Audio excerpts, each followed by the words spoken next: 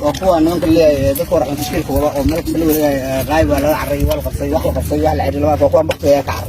وتوينا في العارية وواحد سمان قرلا ما نعد لا نكوفش المقارع إحنا قرح لسه ورجين ما نقارن عينه برنت عينه حوق دلك عينه دراوشته وما ملك استيتوان ويهجوا لسنة وانا دوتي ملا وحر على مار ملك استقرا ولا دوتي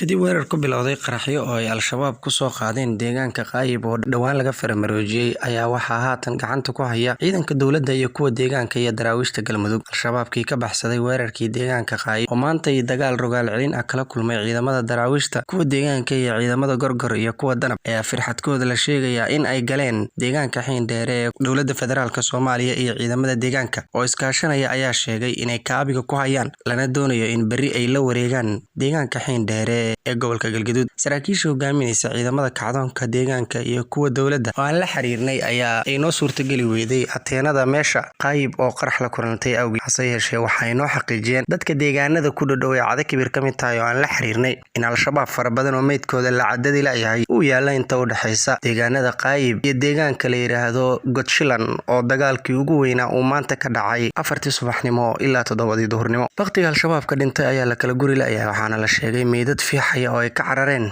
inay yaalaan kaymaha qoriga ah ee deegaanka Godshilan waxaana la sheegay in meedad u badan caruur iyo niman ciroolayaal ah oo meelaha yaaliyaala inteedii kalena ay qaateen khasaare ilaa haatan la soo tabiyay waxaa la sheegay in xaruntii hormuud ee deegaanka Qaayib oo dhawaan dib loo dayactiray ay mar labaad qarxiyeen waxaa sidoo kale la sheegay in khasaare kale aanu jirin marka laga soo tago meedadka iyagoo ay ka carareen ciidamada dawladda iyo kuwa deegaanka ayaa sheegay in haatan si nabad ah kula wareegeen deegaanka wararkan helina ayaa sheegaya in ciidamo gurmad ah oo maanta ka baxay magaalada Dhuusamareeb ee caasimadda Galmudug kuwa ka soo jeeda deegaanka Xiindheere oo sidoo kalena ah beesha Duduble oo degta deegaanka Xiindheere ay doonayaan inay bari weerar cad ku qaadaan oo ay kula wareegaan deegaanka Xiindheere waxaana la sheegay macawisleyda beesha reer Xaaji Saleemaan iyo sidoo kale ciidamada dawladdu inay caawin doonaan ciidamadan beesha Duduble ee doonaya inay qabtaan deegaanka Xiindheere wixii dambe faahfaahin ku soo kordha barnaamijyada dambe ayaad ku maqli doontaan